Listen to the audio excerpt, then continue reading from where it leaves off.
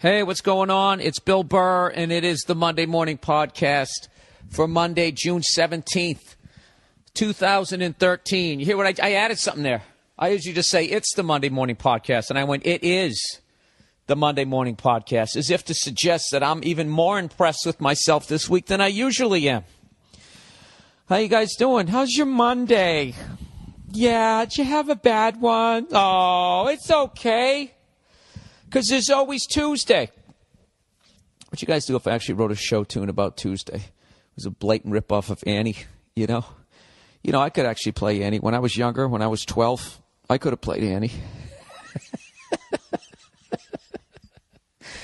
Oh, you know how sad and fucking true that is. I really could have. You know, 12, my voice still hadn't changed. I had this big, stupid fucking, I was getting into metal music. I tried to grow my hair long, but it was too thick back in the day. Still wish it was thick, but would just fucking grow out into like an afro. I just look like an extra on like Welcome Back, Kotter, which would have been cool in the late 70s. I missed my fucking wheelhouse by like, I swear to God, maybe 6-7 years. If I had been born instead of 1968, if I had been born in 1962. But then you know what? I'd be 51 right now. I would have started podcasting late in the game. Being all grumpy. When I was a kid, you had to get a job on radio. Anyways, somebody told me a funny joke that they had in The Onion. I don't know if you guys read that periodical, whatever the fuck you call it, newspaper. Faux news. Is that what it's called? I don't fucking know. But they had something where there was somebody sitting in front of a laptop, I guess with an anguished look on their face. I haven't seen it. But it says something over 250,000 podcasters stress trying to find guests for their podcast this week.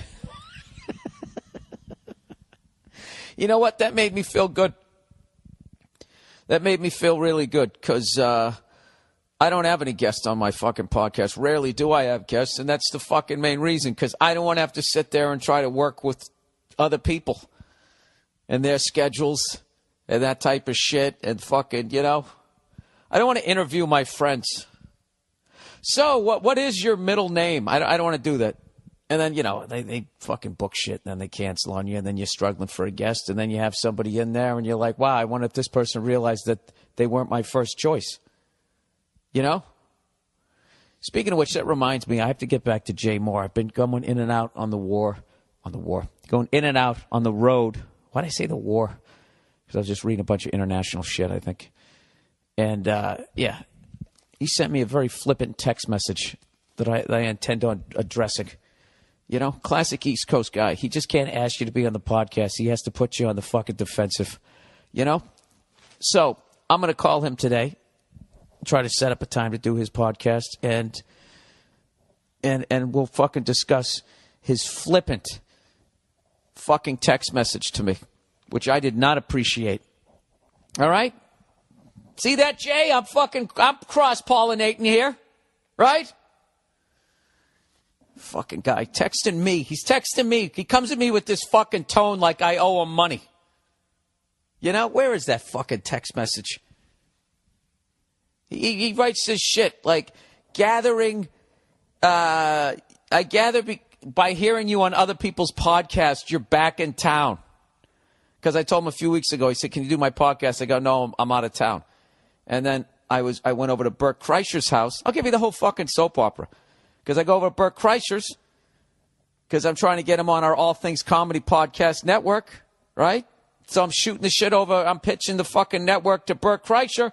And he goes, well, there's my podcast. Shouldn't do fuck it, let's do a podcast. So that's what happened. So then Jay hears me on Bert's. This is what I'm guessing.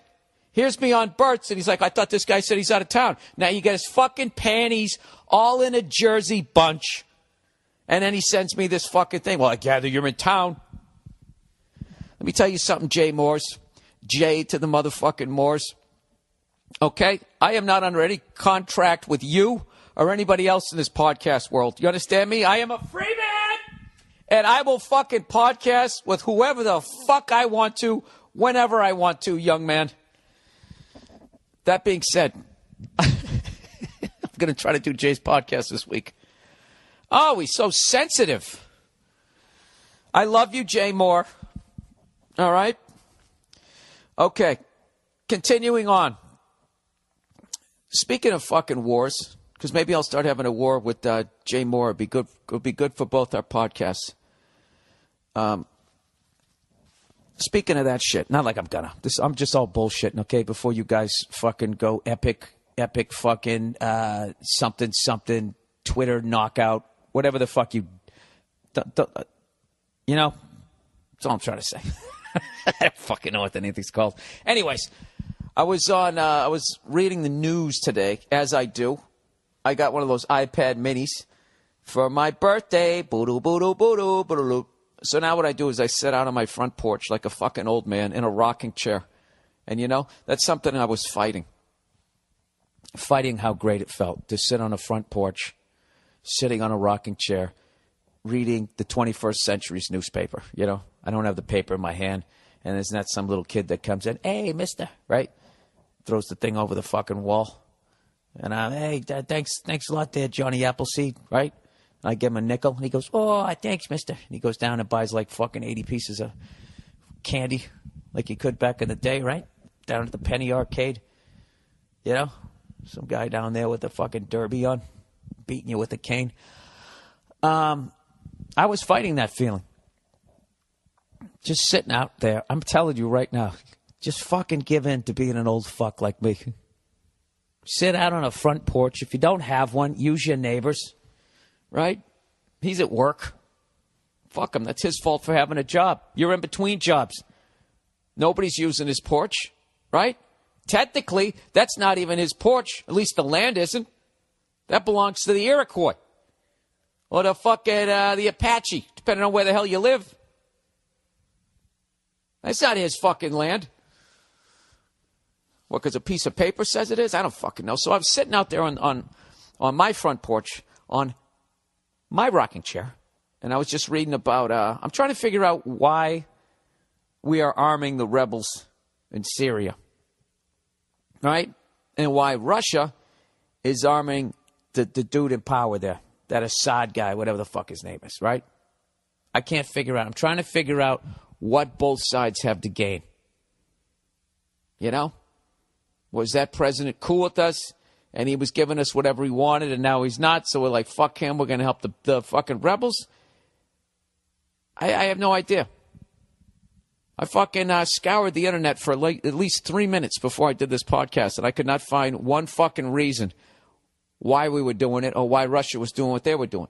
Now, Russia's saying that the reason why they actually gave a reason. They said the reason why they are backing the dude in power in Syria is because the Syrian rebels kill Syrian soldiers and then eat their hearts in front of the locals. And if that doesn't sound like a bunch of bullshit, I don't know what is. So that's his justification. He goes, well, you know, they're fucking sitting there eating the entrails like licorice, you know? We don't want to be a part of that. And but as far as I can tell, we haven't said why we're backing them. I don't know. Because they want democracy, which is what we always say. But then usually there's something else we want there. You know? Something in their gift shop that we got our eye on. So I have no idea. So I'm going to pay attention to it. You know what I'm actually thinking? I'm just thinking back. This is just like we're just making money. I think that's what this meeting is about in Northern Ireland. Right? And we're like, the U.S. is just like, well, listen, we don't manufacture anything in our country anymore. Everything's fucking left. You know? With any luck, we can fucking legalize weed and we'll finally have something to export again. So basically, we're not making any fucking money. And Russia's just like, hey, you know, we're fucking, we got a big shitstorm over here, too. It's all right, we'll arm this side, you arm that side. They kind of blow each other up, and we make a little bit of money. What do you think? Sound good? All right. Let's make some money. On two, ready, break. And then they walk out. Then that's it. So anyways, those rich cunts who run the world, I guess, are in Northern Ireland this week. And there's no protesters. There's like 2,000 protesters. You know? I don't know. As much as I bitch, I don't think I'd ever go to a protest. It's just so much work. You got to make that sign. You know? And another big thing is you got to be informed. You know how you know you're informed as a protester? They don't show your interview on TV. They always show the biggest fucking wingnut at those things. You know, half a titty out, face fucking painted, you know. Hey, man, like it ain't right, man. Oh, that fucking hatchet dude.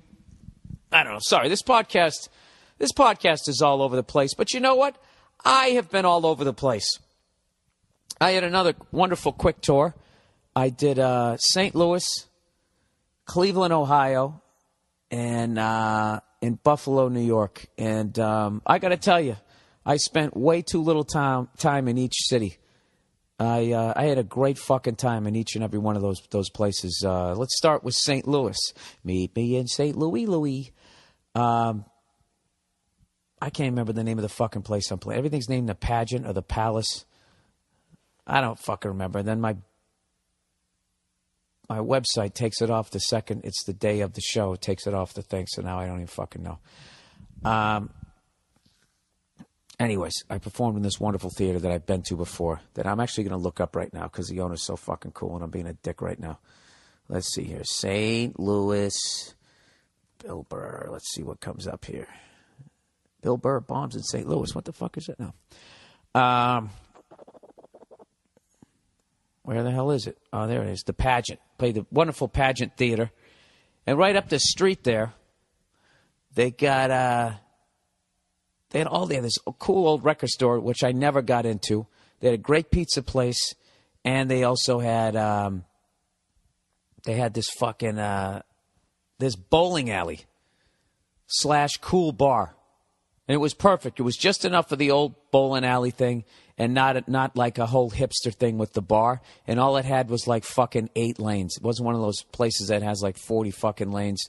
So me and Jason Lawhead went in there, killing time during the day, and we bowled one frame. We were fucking horrific. I think I bowled in 87. You know, I bowl once every 5 years. By the time I figure out how to get I bowl a straight ball, of course.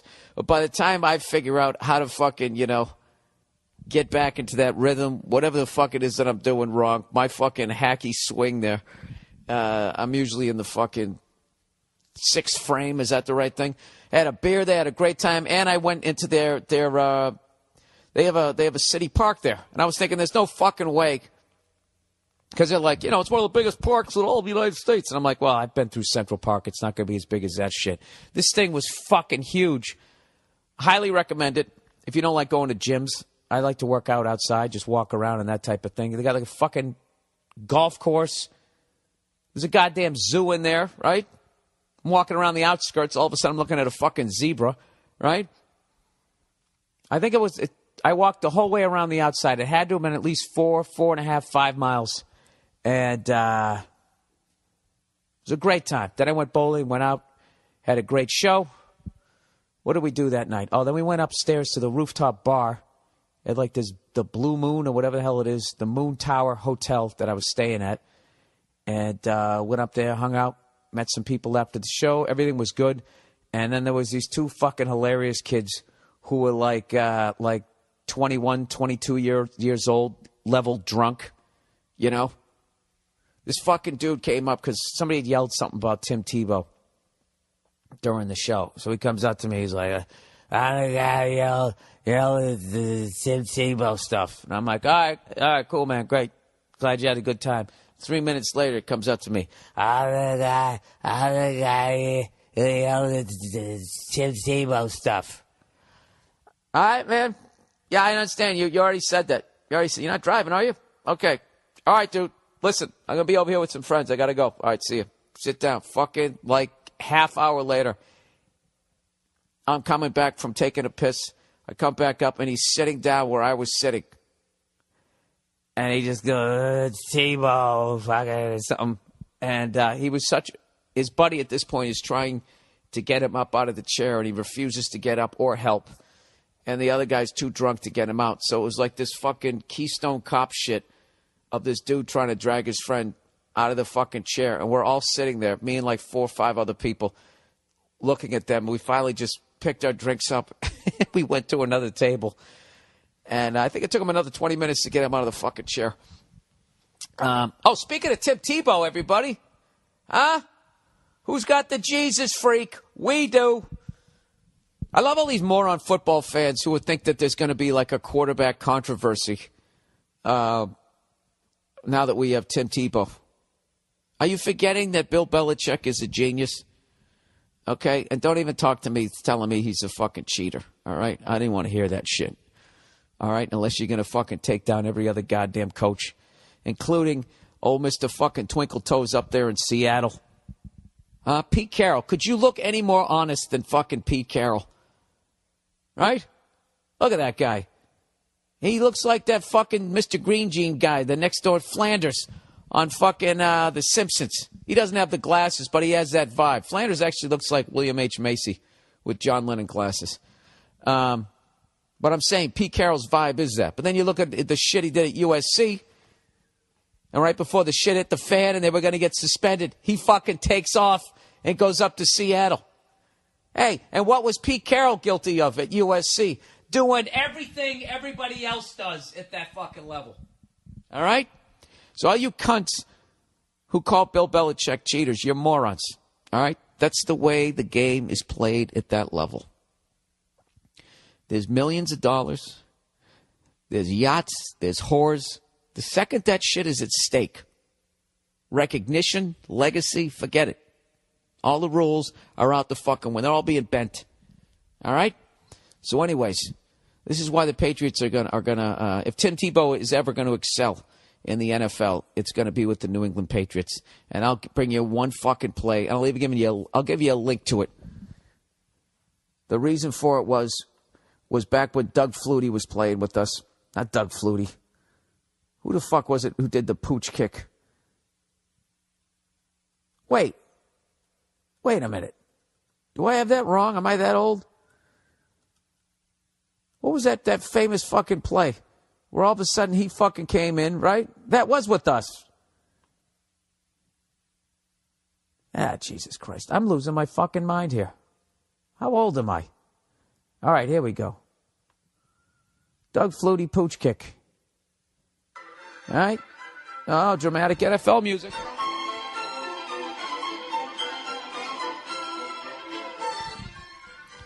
There you go. And he gets it was with Jesus, how fucking long did he play?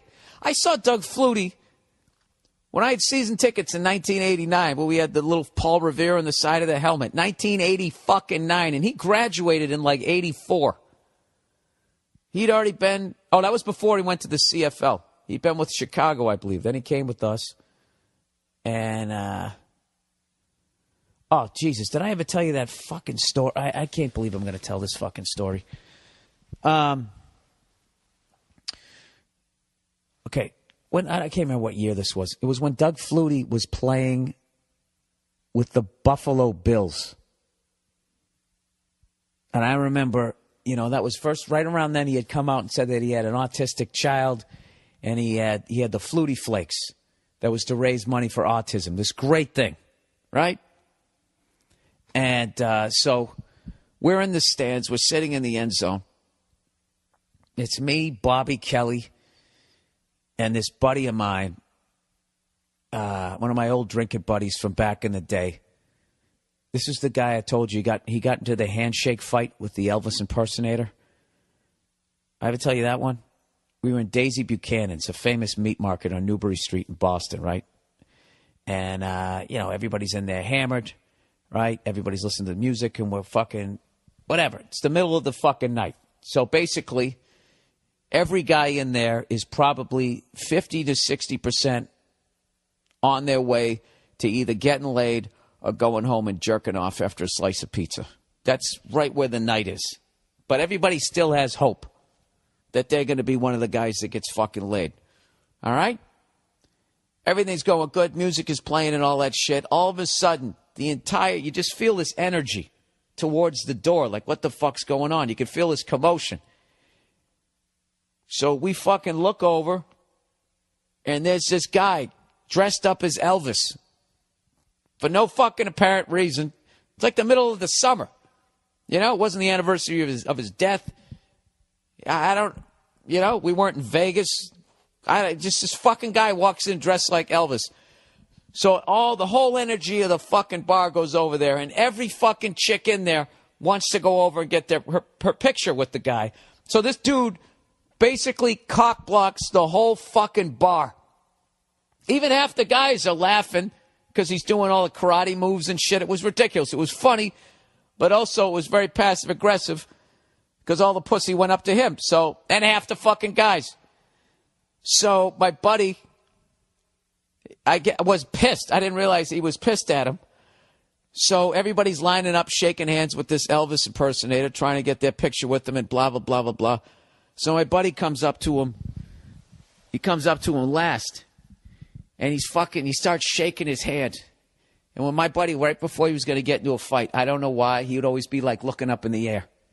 Like, what's up, dude? What's going on? Huh? Really? Really, dude? And he'd be like looking like straight up in the air. Which, of course, he always ended up getting suckered, but he was a big guy, so he's usually able to make a comeback. So he comes walking up to this Elvis impersonator, and he starts shaking his hand, and he's looking up in the air, and the guy's sitting there going, "What's up, man? What's up? How you doing, man?" Like trying to be Elvis. And he goes, and he's like, my buddy's like, "What's up, dude?" He goes, "Hey." He's still shaking his hand. He goes, "Why can't you just be yourself?" Right? And immediately the Elvis guy is trying to let go of my buddy's hand, and he won't let him go. So now they're kind of squeezing each other's hand. The guy's going, "Come on, man. Come on. Let go. I got rings on, man." And my buddy just keeps holding his hand. He goes, "I like Roger Clemens." He goes, "I like the Red Sox. You don't see me coming here dressed like Roger Clemens," right? Now they're shaking fucking hands, right? And they're squeezing. Now he's looking at this dude right through his stupid gold-framed glasses. And the guy's going, "All right." He drops the Elvis shit, going, "All right, let go of my hand." And I'm fucking sitting there going, "Oh, my God. I'm going to watch my buddy fight a fucking Elvis impersonator. This is going to be the greatest thing ever." And right then, the fucking bouncer steps in. Like, you know when you're watching a hockey game, you're like, finally, these two guys are going to fight. And then the fucking ref comes in and breaks it up, and the whole crowd boos. That's basically what happens. All right, so that's the background on this guy. So we're at this game. He's a big guy. He's not the most quick-witted guy. Doug Flutie has now come back. You know, he would play for Boston College. He played for the, Bears and the New England Patriots. So he's one of our guys. But now he's playing for the Buffalo Bills, the game we're going to. This is now, I don't know, like the fucking, like 97, 98 or something. And I think Pete Carroll's coaching. Jesus, Bill, get to the story. All right, so Flutie's warming up in the end zone. So now everybody's giving Flutie shit, even though he's our guy, but he's playing for the other guys now, so it's like some Johnny Damon shit, even though it wasn't his fault. But, Boston sports fans were assholes. So everybody's giving Flutie shit. They yell, "Hey, kill the midget! Hey, Flutie, you're too short!" All these short jokes or whatever. So my buddy wants to get one in. All right, and we have end zone seats, so we are sitting with a bunch of fucking animals. So everybody's, "Kill the midget. Hey, Flutie, you're too short. Not today, Dougie. Go back to Canada. You stink," right? Everybody giving him shit. And then my buddy, he wants to be part of it. He chimes in. He kind of stutters. He just goes, hey, Flutie, I hope your kid dies. Right? Dude, the whole section just goes, "Oh," and just sits down. It was one of the most fucking evil things, but you got to understand why it was funny to me was just because I knew my buddy, and I knew how fucking dumb he is, and I knew that he just wanted to be a part of it. He's just one of those guys who doesn't know where the line is. Those guys where you just go, "Hey," you start making fun of their shirt, and they go, "Yeah, at least my mother doesn't have breast cancer," and you're like, Jesus Christ, how the fuck do you go from a shirt to breast cancer? That's basically what he did, and I remember Bobby Kelly was absolutely he was speechless. Fucking speechless. It was one of the few times I've ever seen. Bobby is every bit as twisted as I am. I'll never forget that. He was fucking... Oh, wait a minute. What am I talking about? I've told this story so many times. I was sitting a section over. Jesus Christ. I've told this story so many times I forgot. No, he was sitting there over there, and I was the next section over. That's right. And then Bobby came up to me at the end of the game and told me it. So wait, so who else was fucking over there? I can't remember. I don't even know how did I even get on that fucking story? Oh, Flutie. That's right. Cheating. Okay, let's work our way back, Bill. Work your way back. I don't know. Hang on. Is it time to do some fucking advertising? Yeah, 25 minutes in. Here we go. A little bit of advertising this week, everybody. Just a little bit. A little bit of advertising. Where the fuck is it? All right. Who's up first? Oh, Hulu Plus, everybody. You've tried streaming hit shows on your PC on Hulu.com. Now it's time to start your free trial of exclusive content in your living room and on your mobile devices on Hulu Plus. With Hulu Plus, you get control to watch thousands of shows wherever you want, whenever you want. Use Hulu Plus on connected TVs, game consoles, Blu-ray players, Roku, Apple TV, PC, or watch from anywhere on your smartphone or tablet on demand at all times. And with Hulu Plus, you can binge on full seasons, watch your favorite current shows, and even full series runs of classic TV shows. It's endless. They've got Community, Modern Family, South Park, SNL, Jimmy Kimmel, Family Guy, and more. Nothing but top shelf. All the shows you want to see, they got them in their catalog. Hulu Plus is only $7.99 per month, but right now they're offering an extended free trial of Hulu Plus that is only available to podcast listeners. Take control of your TV watching experience. Go to the podcast page on BillBurr.com and click on Hulu Plus banner for your extended free trial, or go to huluplus.com/Bill. Again, the Hulu Plus banner on the podcast page at BillBurr.com, or go to huluplus.com/Bill. And eVoice, everyone. eVoice is the reason you're going to make more money in 2013. Unless you're some gold-digging whore and you plan on divorcing your rich husband. Okay? But for the rest of us common people, eVoice is the reason that we're going to make more money in 2013. When your customers call and you have your own toll-free number, professional greeting, dial-by-name directory, and more. Is that a sentence? That's like a fragment. Oh, when your customers call, you'll have your own toll-free number, professional greeting, dial-by-name directory, and more. Sorry, that's on me. You'll sound like a Fortune 500 company and blow away your competitors. eVoice lets you give out one number that rings wherever you are, the beach, the bar, doesn't matter. You'll sound like you're at the office. So this is a great way to start a business while you're still at somebody else's, working for somebody else. You know what I mean? We get it, Bill. Finish the copy. Okay. You got to go to eVoice.com and use the promo code Bill. eVoice even takes all your voicemails, transcribes them, and sends them instantly to you as a text or email. So you can check your voicemails before the meeting ends and not even look rude. eVoice is only $10 a month. Right now, listeners to my podcast can get a free trial of eVoice for 30 days. Stop what you're doing. Hit pause, set up your eVoice free trial, and see what I'm talking about. It's a great way to support my podcast and an easy way to make more money this year. Go to eVoice.com, promo code Bill. That's eVoice.com, promo code Bill. Or just go to the podcast page on BillBurr.com and click the eVoice banner right now. Okay. So, what have you been watching? You've been watching Spurs Heat, or you've been watching Bruins Blackhawks? Either way, couple of amazing series. I blew it yesterday. I was traveling, so I missed the San Antonio game. I'm obviously thrilled that San Antonio is up 3-2 going back to Miami. You know? Now, you know me. I love the Celtics and anybody who plays the Lakers. But there's just a douchebag factor to people down in Miami where let's all go to the game and wear white, you know? And, of course, it's white, you know? That white is the hang on a second. You know what? White is like that's the color that people who want to flaunt that they're rich wear. Have you noticed that?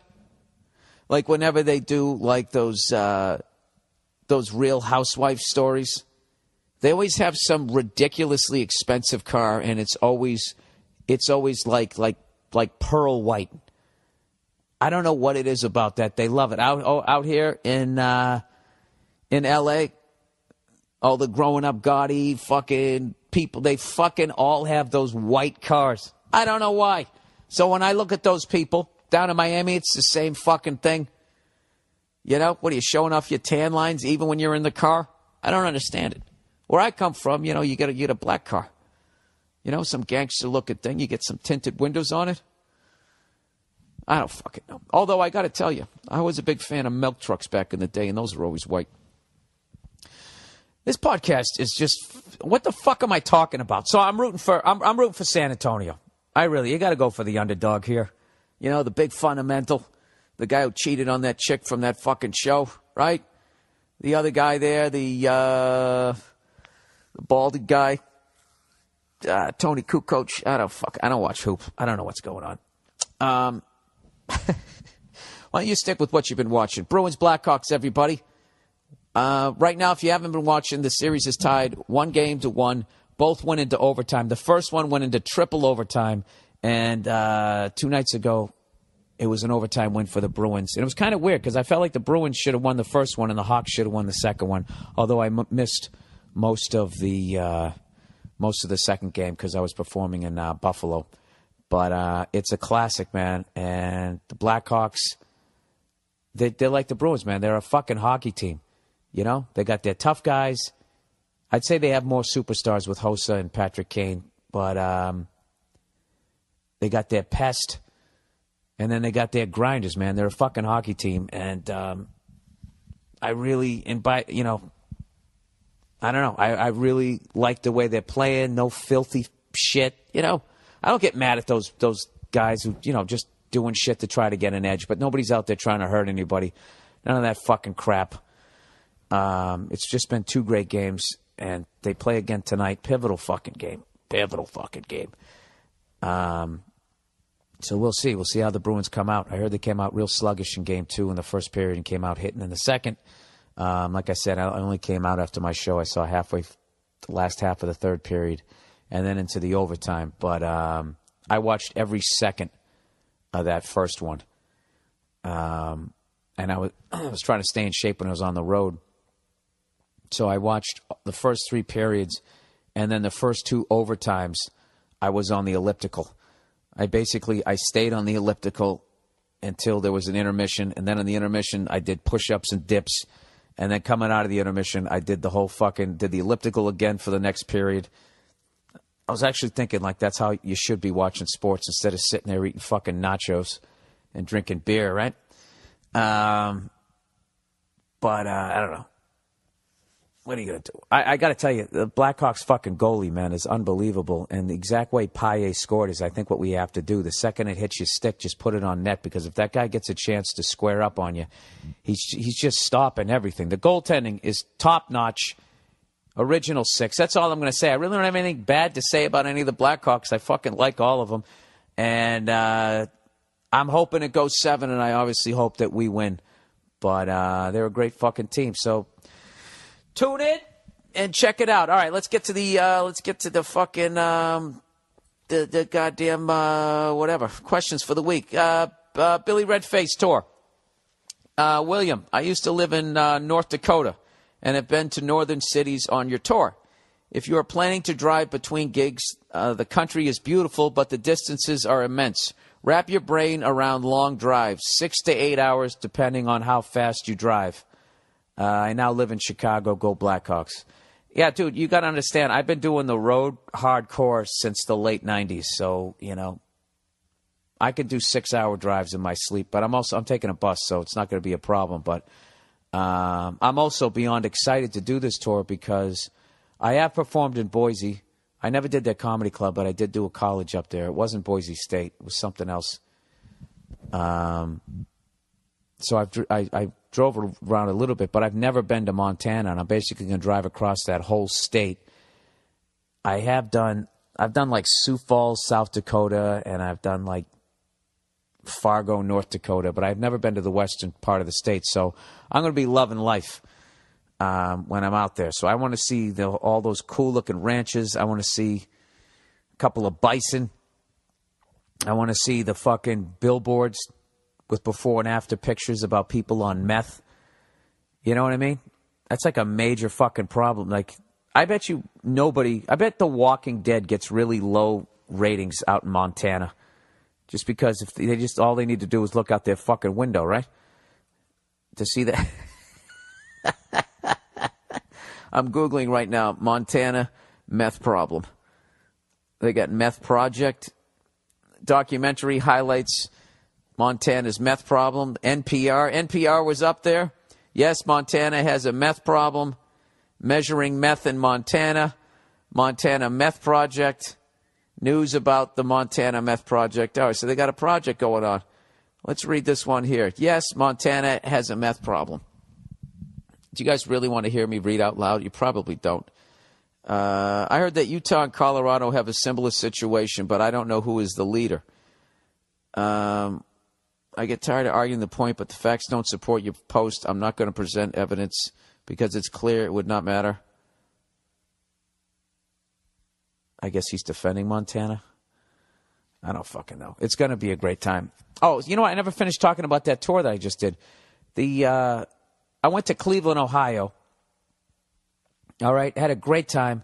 One of my favorite people in this business, Nick Costas, owns Pickwick and Frolic / the Hilarities Comedy Club. And that's where I played from 2004 right on up. He used to headline me when I could only draw half the fucking room. And half of those people would just go in there because Nick had such a great restaurant upstairs and the martini bar and everything. And when Nick bought in to that part of the city, you know, there was nobody there. Like, it was this crowd. You got to go in there. It's like a 5-star restaurant. They got a live show with these dancing girls downstairs in a martini bar, and then he has this beautiful showroom with a balcony. It's absolutely gorgeous place.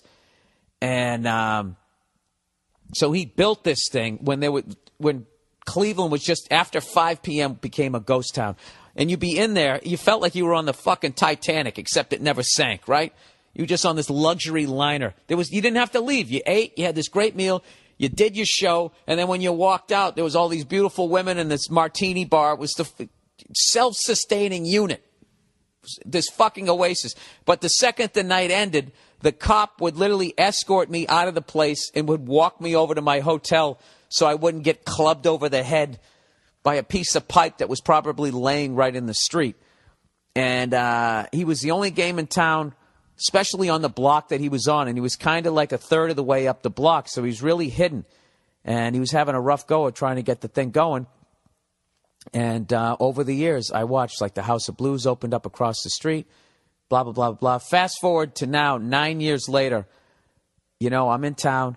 I'm doing this theater right down the street. And I'm like, I got to go see Nick. So I go over there to go get some dinner before the show. And I'm coming up the street, and it's just a mob scene. It's just like outdoor, everybody's outdoor cafes. There's this guy playing acoustic guitar, like hired by this restaurant. House of Blues is this line up the street. He's just the greatest fucking guy. So I went over there. I had dinner, and then I went I did my show. I had a great time. You know, went out, took pictures, signed DVDs and all that shit. And then we had the after party over at his martini bar because I wanted to drive some business his way.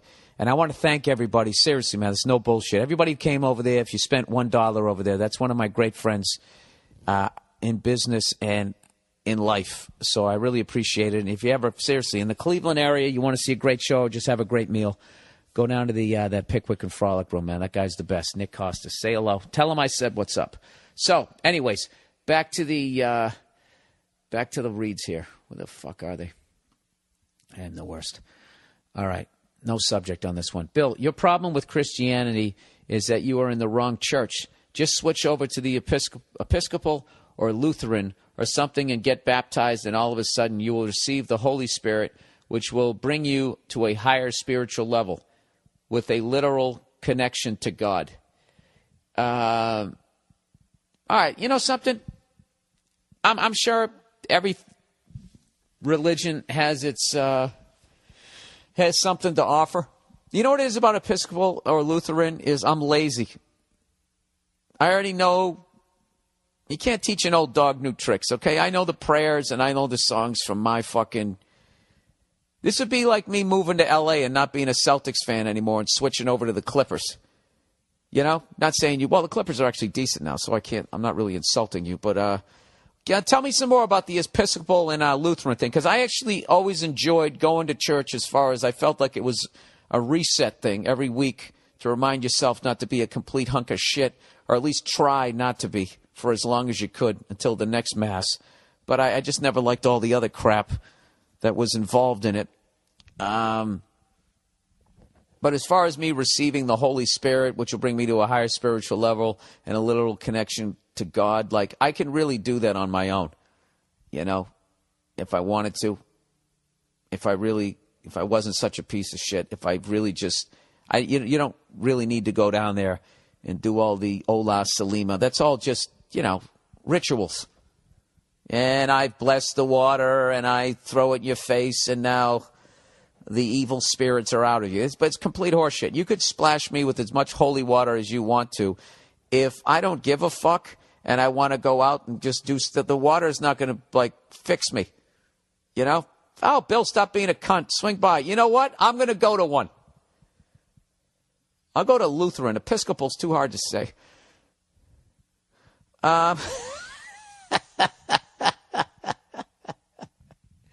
I don't know, man. I get weirded out when I go in those fucking places and hey, how are you? We're glad you showed up and everybody grab hands. It just makes me feel all douchey. All right, freedom. Bill, please don't talk about freedom when you are over there. Over where? Well, why don't you fucking... Oh, okay, here we go. This guy's going to trash America. All right. Bill, please don't talk about freedom when you people over there don't have the freedom to decide whether you want half your dick cut off or not. The way women in Africa don't have the freedom to decide whether they want half their vagina cut off or not. They don't cut off their vagina. You ignorant, dumb twat. All you Americans do is talk about freedom because you have none. You know what, sir? You sound as ignorant as what you're making fun of. So congratulations. Welcome to the quad, sir. When did I talk about freedom? I don't even remember talking about that. Sir, half the shit I talk about, I'm just trying to fill up an hour here. All right? Americans. Ugh. Was that your best one? Did you have a list? Can you come up with something a little bit better? Americans, you're trashing all the Americas, so you're basically trashing this whole half of the world. You do realize that. These are the Americas, North America and South America. All right? And you're calling me a dumb twat? They don't fucking cut off half their vagina. They remove the clitoris there. How exactly do they do that? I don't even want to know. It's fucking disgusting. What is he talking about? Aren't the guy every week I'm talking about bankers, how they got everybody by the balls? Sir, do you listen to this thing? All right, we're just going to move on. You know what you are? You're basically, that was the email version of that guy who kept saying Tebow to me. All right, my car is shit. Hey, Billiam, I'm a high school student in Arkansas. All right, Razorbacks, SEC. And my car is pure shit. The paint is blotchy. Dude, this isn't Pimp My Ride. What do you think I'm going to do? Fucking go over there? Have somebody come and put a flat screen TV in your trunk? The paint is blotchy and fading. The interior is shit. The air conditioner doesn't work. And there's a ton of stickers on the back from the previous owner. It's actually embarrassing anytime a person, especially girls, see it. So how do I get over my shitty car? Also, your podcast has not only helped me relieve the stress from school, but it gets me through class if I'm having a slow day. All right. What you got to do is you have to embrace your shitty car. It takes a certain swagger to drive a shitty car. You got to have a sense of humor about it. If somebody trashes your car, you can do one or two things. Either agree with them or just be like, how dare you? How dare you trash that? That right there is a classic. That's an original condition. All right? Or whatever I don't know what the fuck to do. You can take the bumper stickers off. You know what? You could throw some rims on it. You know what? Fuck that. Don't put rims on a piece of shit car. This is the biggest thing that I would say. All right? If you're trying to get a lady, right? You're in college. Everybody understands you're going to be broke. What I would do, you got to make sure the inside of the car is clean. Spend some money, get that fucker steam cleaned, and get some fucking air freshener so it smells all right. All right? You could probably take off the bumper sticker. You can get a $99 fucking paint job. Every fucking state you go to, there's some cunt on TV talking about a $99 paint job. You know, pick a dark color. You know, that usually will, I don't know, maybe paint over the other shit well. I don't know much about paint. I have no idea. Maybe you'll be all right. What kind of car is it, sir? If you could help me out with what kind of car you have, maybe I could help you out. I don't know. Listen, I drove an 83 Ford Ranger, two-wheel drive, 5-speed, AM, FM, fucking radio. It just was a mess. And I finally put a nice stereo in there, and somebody smashed the window, ripped up the fucking plastic, like, dashboard, and yanked the radio out, and I didn't have room for another one. I had this gaping fucking hole with wires hanging out, and I wasn't getting any pussy. There you go, sir. You know what? I've come around to your side. I see what the problem is. You know what? I would go to campus parties and try to go back to her dorm room. Just avoid the whole car thing, the whole car situation. Or, you know something, if you meet a girl that you really like, just admit to it and just say, listen, I gotta tell you something before we go to my car. My car it's a mess, and it's really embarrassing. I'm really self-conscious about it, but blah. Just own up to it. Girls love that, because then that kicks into the motherly thing. They go, oh, that's okay. I don't think it's that bad. And next thing you know, they're blowing you. So they just make sure it smells okay. That's the biggest thing about women. When you're younger and you don't have any fucking money, if you just make a fucking effort, you know, if you're going out, just make sure, in case you get lucky, clean up your fucking room. Don't have dirty laundry laying all over the place. Make the fucking bed. Get a couple of scented candles. All that hacky shit. You know? And for the love of God, when you get in there, do not have overhead lighting. There's nothing women hate more than fucking overhead lighting. As middle-aged guys like me, as you're balding, you really start to hate overhead lighting.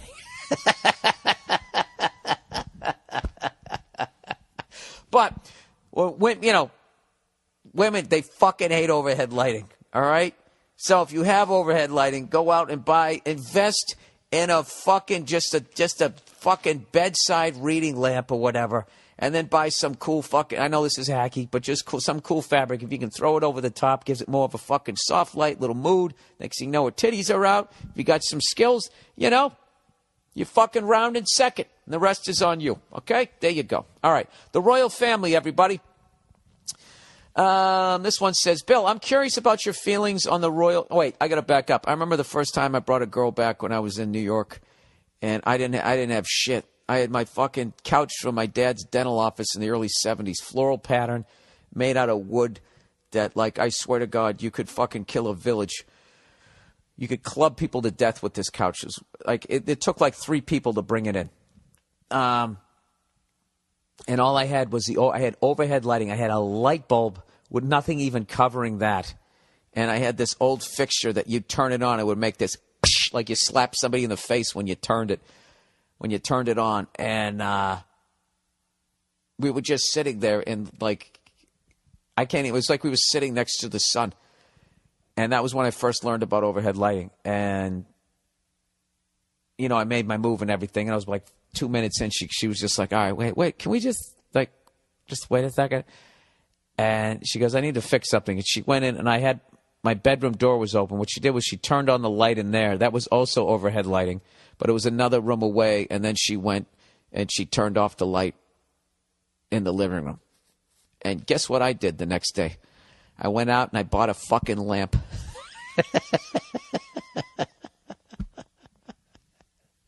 There you go. That's my lamp story, everybody. Okay, the royal family. Bill, I'm curious about your feelings on the royal family and the Brits' occupation of Northern Ireland. Looking forward to seeing you in September at the Chicago Theater. Go Hawks. Bruins remind me of a bunch of Prince Charleses on skates. No, they don't. You know, I really hate when fucking people, like, those are 2 great fucking games. And then your team wins, and then you text me, Bruins suck. or suck it. You know, those fucking morons. That's why, I've kind of stopped tweeting about sports on my Twitter page because it was turning into the exact reason why I don't go to a sports bar. Because of all day. That type of shit. And it's always the most unathletic fucking moron. Can't even talk about the game. Just complete shithead. So, I don't know. I've kind of toned down the twitting there. My feelings on the royal family and the Brits' occupation of Northeast Ireland. Obviously, I don't think they should be there. It's not their fucking place. I actually learned all that shit about the whiskey now. I've been drinking Jameson this whole fucking time, which I guess is from Northern Ireland, so I guess that's the sellout whiskey if you're in Ireland, and you're supposed to be drinking Powers. But I can't find Powers anywhere.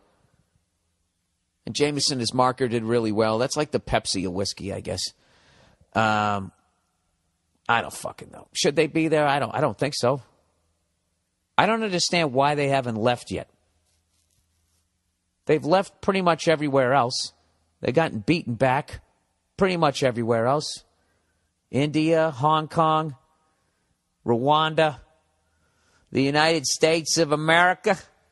They've been beaten back. Falkland Islands, they held on to that one. You know what they like? They're like, the royal family's like Tiger Woods after his divorce. Lost a ton of shit, but still has money. Other than that, I don't mind him. I don't mind that Prince guy. Whatever his fucking name is, the blonde guy. Harry. Harry looks like a cunt, though. He does. He's got bully face. I don't know if it's because all those freckles or whatever, but he just looks like the kind of kid that would just fucking punch you in the side of the head for no reason. His older brother looks a little soft, though. Probably artistic. I don't know shit about him, to be honest with you. You guys seem to like him, so God bless you. Continue to pay attention to him. Aren't they like your Kennedys? And there's so much inner fucking breeding going on that they all kind of have the same face, just like the Kennedys. Kennedys all easy. Did you see the fucking teeth on that family? Okay, lost it to a famous guy. Bill, my name is Jessica. Holy shit, a lady finally writes in. I'm 20 and I live in Miami. Great, I've already trashed Miami here. Okay, so about a year ago, I was vacationing in DR. Is that Dominican Republic? I don't know. And I met a famous person and ended up sleeping with him. Dominican Republic. I'm going to guess it was a baseball player. Did you fuck Sammy Sosa? He goes, he's not very famous in the U.S. Oh, okay. Only in Latin America. All right, Ricky Martin's gay. Is that one of those? Is that the guy that J-Lo is married to? I don't fucking know. All right, let's plow ahead here. Point of the story is that ever since that night, we've kept in touch, and I've already seen him 3 times since then. This is really interesting. She goes, I've seen him every time he comes to Miami. Isn't this great? Being like a hot chick, you can like bang famous fucking people. And just be like working at Kinko's, but you're hot. And you can like bang somebody that you saw in a movie.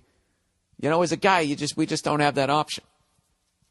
Good looking guy, you working at Kentucky Fried Chicken. Do you think you're going to bang Olivia Wilde? I don't think so.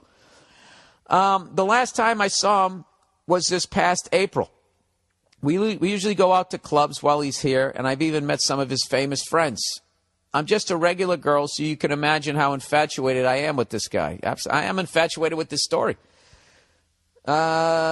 She goes, he's the only person I've ever slept with, so you could imagine the amount of emotion I've invested in this. Please tell me you made him use a condom with his around-the-world dick. Sorry, not trying to ruin the romance here, just trying a little bit of reality. I always get sad because I know that things are probably not going to work out in my favor. Besides the fact that he is famous, he also lives in a different country than me. He's 10 years older than me and has a child.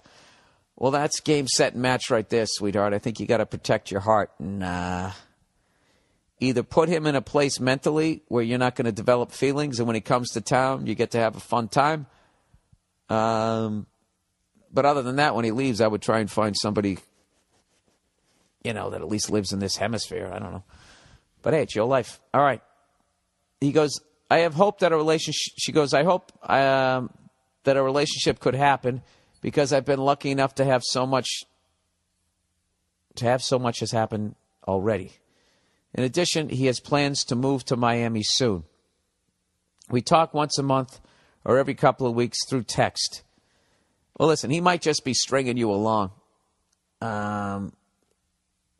So I would be like, look, I'm starting to develop feelings for you, and, I kind of got to cut it off here to protect myself, but if you move to Miami, then we can pick up where we left off.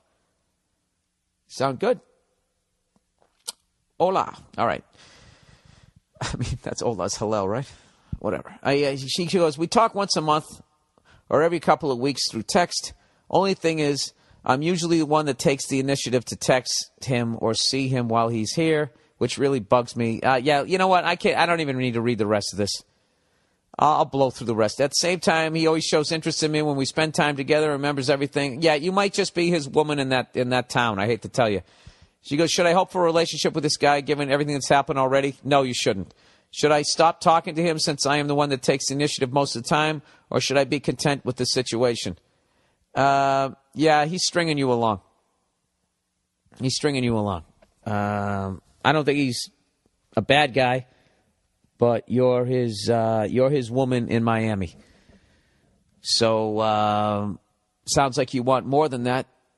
So as much as his glamorous life is interesting to you, in the end, it sounds like you're going to get hurt. If I had to guess, it sounds like you're going to get hurt. So I would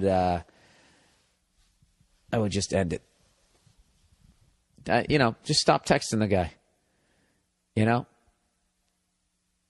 That's what I would do. Just stop texting him. Just be like, hey, when you win your shiny watch, come back to Miami. If I'm not in a relationship and you want to hang out down at the ground round, let's fucking do it.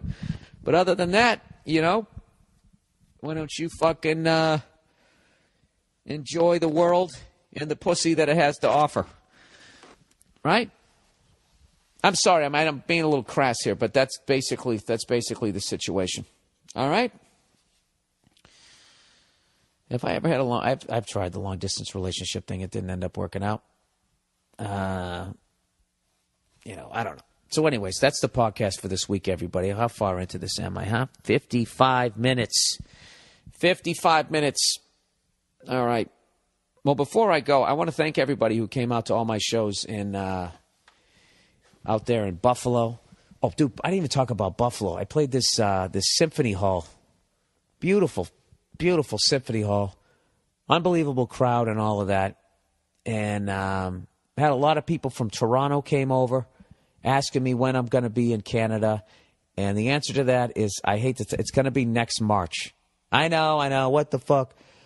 It was supposed to be this summer, but I don't know. We just felt like the summertime. It's always snowing up there. You can finally go outside. Why are you going to sit inside and watch some red cunt like me on stage when you can go out and go water skiing or whatever the fuck it is you do up there? So, and also just figured I'd have a better chance on getting on some radio stations if it was hockey season. Be another angle to sell him. Hey, he's a comedian, first time touring Canada. He's a big hockey fan, Bruins fan. He can come in and hang with you when you talk sports. Sort of a marketing thing. I was pushing for January, and then we got worried about flights with the snow and all the shit up there. And I know you're like, what the fuck? But no, you can't run a string of dates together flying into the middle of a shitstorm because you'll end up missing a date, and I don't want to deal with that. So we've decided on March. I'm going to hit all the hockey cities and possibly a couple of more, depending on how ticket sales go. And I'm going to start doing more of these mini tours, like the Red Face Tour. By the way, tickets are selling. They're selling like hotcakes. So what do I got here? Coming up, the 28th through August 3rd. No, it's not 28, 27, 26th. July 26th through August 3rd. For those of you who haven't been listening this past week, I'm going to be doing shows in the states of Idaho, Montana, South Dakota, Kansas, Colorado, Western Texas, and I got a private show in New Mexico. So I got that whole tour set up. I'm working on a European tour. And so far, I know we got London, we got something in Scotland, and Amsterdam. And I imagine I'm going to do all the Scandinavian countries and then probably all the way over into Helsinki. I'll do Ireland. I'm hoping to do Ireland, Scotland, England, Amsterdam, and then hit Copenhagen, Oslo, Stockholm, and Helsinki. That's what I would love to do. And then, I don't know, I'm either going to go, after I do all that, and I make some money or whatever, I'm going to fucking either go down to Italy and eat like a fucking pig, or I'm going to go to Paris, go over to France. I want to go to, like, France is something like, because I took French. I tried French for a long time when I was in high school, and I was always into the Tour de France.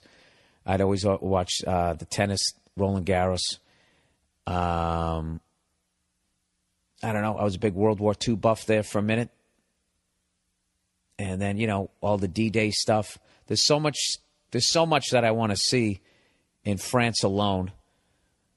I want to see the beaches of Normandy. I want to go to the Memorial Cemetery. I want to go to the French Open. I want to go to the Tour de France. I want to go to Paris. I want to ride a bike in Paris. Why not, right? Hey there, twinkle toes. Put on a fucking beret. Big loaf of French bread coming out of my backpack, wearing those pants that don't fit down to my fucking ankles and a striped shirt on, grow a little stupid mustache. Why not? Right? Then I want to go over to fucking Italy. These are all dreams of mine. I want to go to Italy, and I want to somehow learn enough Italian and start people over there arguing about who makes the better whatever the dish is, and then let me be the judge, and then I sit there and eat like a fucking king. I want to do that. I want to go to Belgium and drink some booze. I ran into somebody on the road, told me they got trapped over in Belgium one time because it was snowing. And they just sat there drinking beer all night and stepping outside every once in a while, just looking at this beautiful snow in this city. And I literally could see it, and I was just like, I want to fucking do that. So, I don't know, trying to expand the horizons here, people. And next year I got the Canadian tour, and then also I'm going to try and do a tour of, I'm going to try to tour all of Australia, which would be Perth all the way to home of Bon Scott. I got to go see his grave site, pay my respects and go all the way through, I don't know, all the way back, work my way all the way back to Sydney, and maybe have time to check out the Great Barrier Reef. See, that's what I want to do. That's the game plan for me. All right? And if the Bruins can win the Stanley Cup over the next fucking 6-7 days, it would just be a perfect goddamn year. All right? So anyways, that is the podcast this week, everybody. Once again, thank you to everyone who came out in Buffalo. Oh, I keep forgetting to tell that story. We're drinking afterwards. The hotel bar is about ready to shut down, and I got like a 6:40 a.m. flight, so I'm like, well, what's the point of going to bed? So I go across to this bar. We start drinking over there, and their kitchen was closed, so they bring out some bar food, and they usually bring out some peanuts or pretzels. They came out, and it was all bacon. I got to fucking tell you, you can't beat the fucking Midwest, even though that's not the Midwest. It's the beginning of it. And I forgot to mention Cleveland. Don't sleep on Cleveland. I would say if you're looking to invest some money in buying an old building, if you and some friends and you want to make some fucking money, every time I come back to Cleveland, it's doing a little bit better. And I saw a lot of building going on there. And it was great to see, because whenever I went to Cleveland, it always made me sad. Like I was looking at these beautiful buildings. There was just nobody in them. The same thing when you go to Detroit. It's just like, you're like, fuck, man, look at these beautiful houses, look at these beautiful buildings. And there's just like nobody there, or just, some zombie-looking person in front of it. It's depressing. So, and St. Louis was another one. St. Louis was another one that was a scary place to be. And 10 years ago, they still have their shit. Some people who were late to the show or couldn't come to the show because there was a shooting or something like that. So whatever, everybody's got their shit. But it was nice to see those cities are starting to make a comeback. After all the manufacturing jobs and everything left and shit. So I actually learned some shit about Buffalo. First city in the United States that had electricity throughout the whole thing. It was used to be known as the City of Lights. How funny is that? Buffalo, you don't think of that shit. But I guess the Erie Canal or some shit, damn, I don't know what the fuck it was, created a bunch of jobs, and then they built another dam or a canal somewhere else up the fucking river, and everybody left, and that was the end of it. You know? Everybody left. All the pussies left. You know? But all the tough people stayed, and that's why they have an outdoor stadium. If those pussies stayed, the Buffalo Bills would play in a dome stadium. That's actually true. All right? So there you go. That's the podcast for this week. Go fuck yourselves. My next date I have coming up is the Cape Cod Melody Tent in Hyannis, Massachusetts. Tickets are on sale. I hope people come out to that one. That's a huge one for me because I only saw George Carlin once in my life. Unfortunately, I only saw him perform one time, and I saw him at the Cape Cod Melody Tent in like 1988. I've told that story. He absolutely blew me away. Dennis Blair opening him up, blew me away. It was fucking awesome. And to actually be going back there 25 years later, to be literally doing what I saw him doing is fucking amazing. So thanks to everyone who's coming out to that show. All right, enough with the feel-good vibes. Go fuck yourselves. I'll talk to you next week. Go Bruins. Okay, now that the show's over, don't forget to support our sponsors. Go to set up the free trial of eVoice. Join thousands of entrepreneurs who use their eVoice personal receptionist 24/7. Right now, get eVoice for 30 days. Go to eVoice.com, promo code Bill. That's eVoice.com, promo code Bill. And Hulu Plus, as I mentioned, start watching TV, your favorite shows right now. Go to the podcast page at BillBurr.com. Click on the Hulu Plus banner for your extended free trial, or huluplus.com/Bill.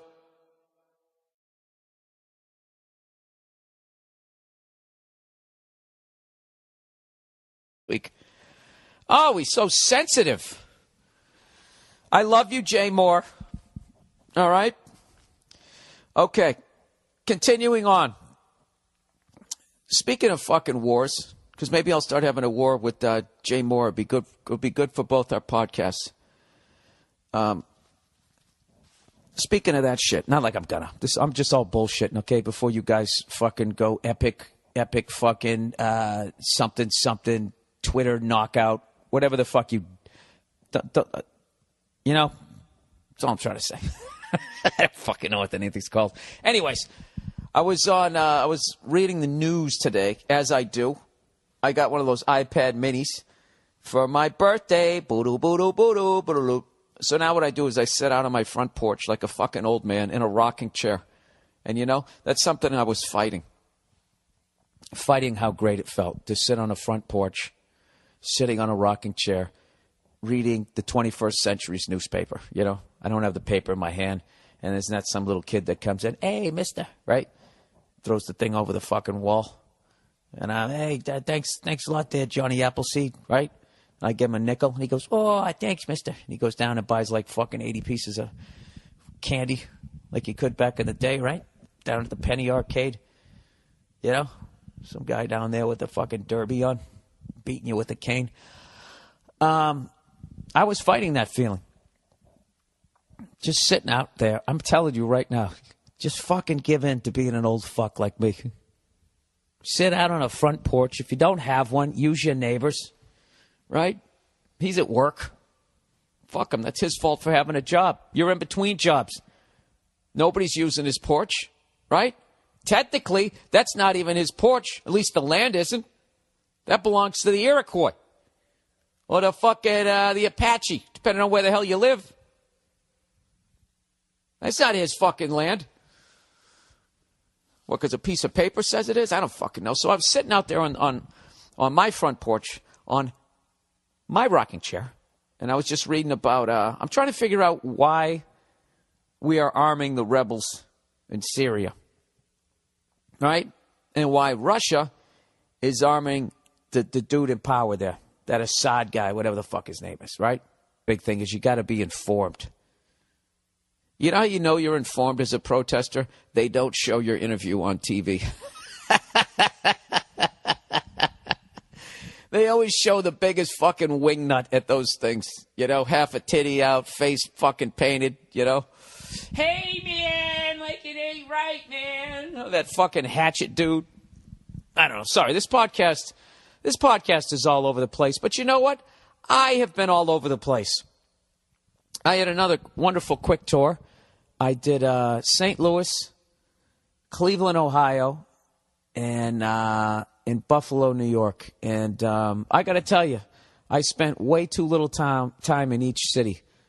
I had a great fucking time in each and every one of those places. Let's start with St. Louis. Meet me in St. Louis. I can't remember the name of the fucking place I'm playing. Everything's named the Pageant or the Palace. I don't fucking remember. Then my website takes it off the second. It's the day of the show. It takes it off the thing. So now I don't even fucking know. Anyways, I performed in this wonderful theater that I've been to before that I'm actually going to look up right now because the owner's so fucking cool and I'm being a dick right now. Let's see here. St. Louis, Bill Burr. Let's see what comes up here. Bill Burr bombs in St. Louis. What the fuck is that now? Where the hell is it? Oh, there it is. The Pageant. Played the wonderful Pageant Theater. And right up the street there, they got... They had all there. This cool old record store, which I never got into. They had a great pizza place, and they also had this fucking this bowling alley / cool bar, and it was perfect. It was just enough for the old bowling alley thing, and not like a whole hipster thing with the bar. And all it had was like fucking 8 lanes. It wasn't one of those places that has like 40 fucking lanes. So me and Jason Lawhead went in there, killing time during the day, and we bowled one frame. We were fucking horrific.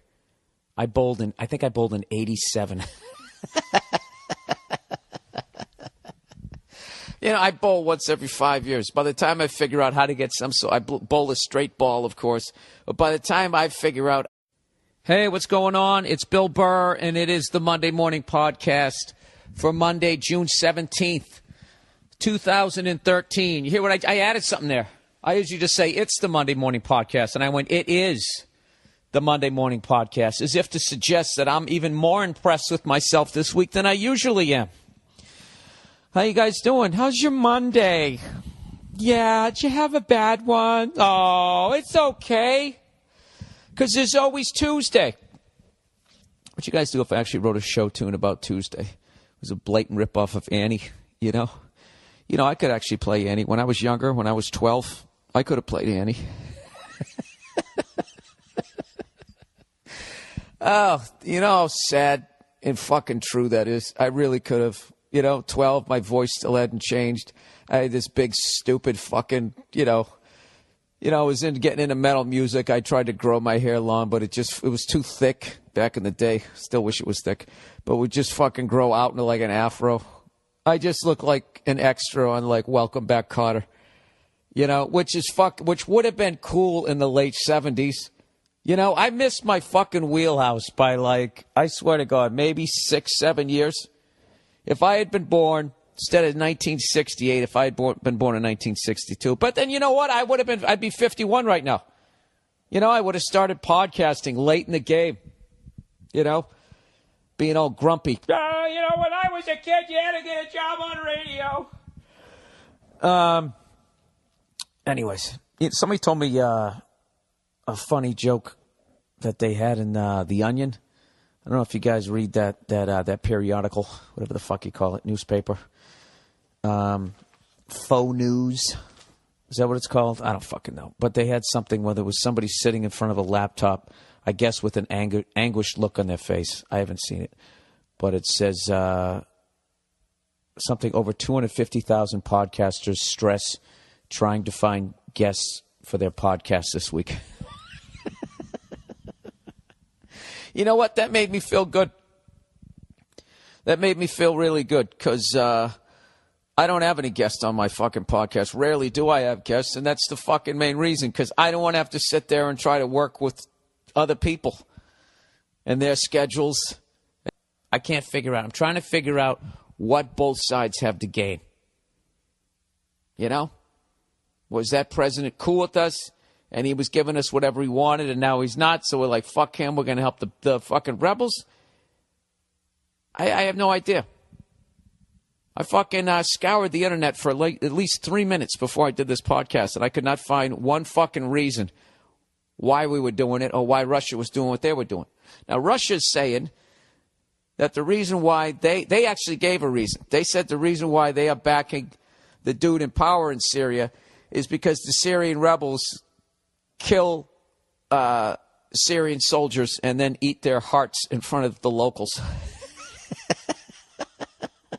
And if that doesn't sound like a bunch of bullshit, I don't know what is.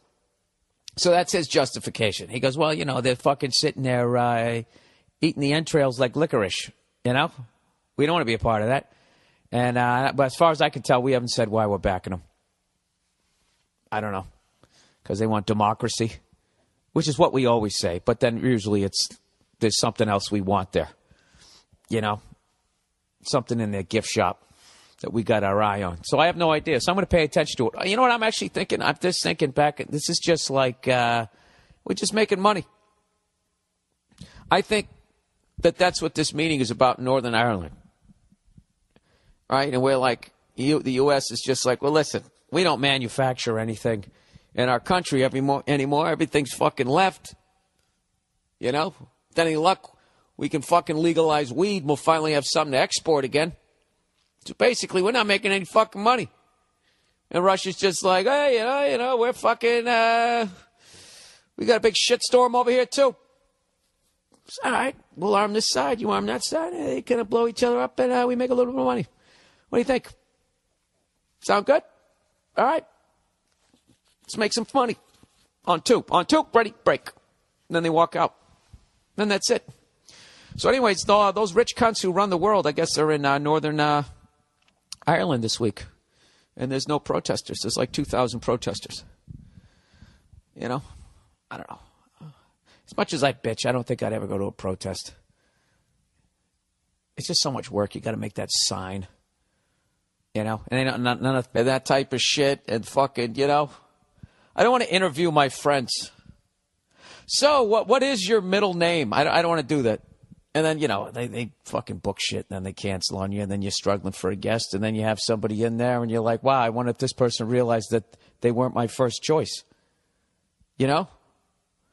Speaking of which, that reminds me, I have to get back to Jay Mohr. I've been going in and out on the war. Going in and out on the road. Why did I say the war? Because I was just reading a bunch of international shit, I think. And, yeah, he sent me a very flippant text message that I intend on addressing. You know, classic East Coast guy. He just can't ask you to be on the podcast. He has to put you on the fucking defensive. You know? So, I'm going to call him today. Try to set up a time to do his podcast. And we'll fucking discuss his flippant fucking text message to me, which I did not appreciate. All right? See that, Jay? I'm cross-pollinating here. Right? Fucking guy texting me. He's texting me. He comes at me with this fucking tone like I owe him money. You know, where is that fucking text message? He writes this shit like gathering. I gather by hearing you on other people's podcasts, you're back in town. Because I told him a few weeks ago, he said, can you do my podcast? I go, no, I'm out of town. And then I went over to Bert Kreischer's house. I'll give you the whole fucking soap opera. Because I go over to Bert Kreischer's because I'm trying to get him on our All Things Comedy Podcast Network, right? So I'm shooting the shit over. I'm pitching the fucking network to Bert Kreischer. And he goes, well, there's my podcast. Fuck it, let's do a podcast. So that's what happened. So then Jay hears me on Bert's. This is what I'm guessing. Here's me on Bert's, and he's like, I thought this guy said he's out of town. Now you get his fucking panties all in a Jersey bunch. And then he sends me this fucking thing. Well, I gather you're in town. Let me tell you something, Jay Mohrs. Jay to the motherfucking Mohrs. Okay? I am not under any contract with you or anybody else in this podcast world. You understand me? I am a free man. And I will fucking podcast with whoever the fuck I want to, whenever I want to, young man. That being said, I'm going to try to do Jay's podcast this week.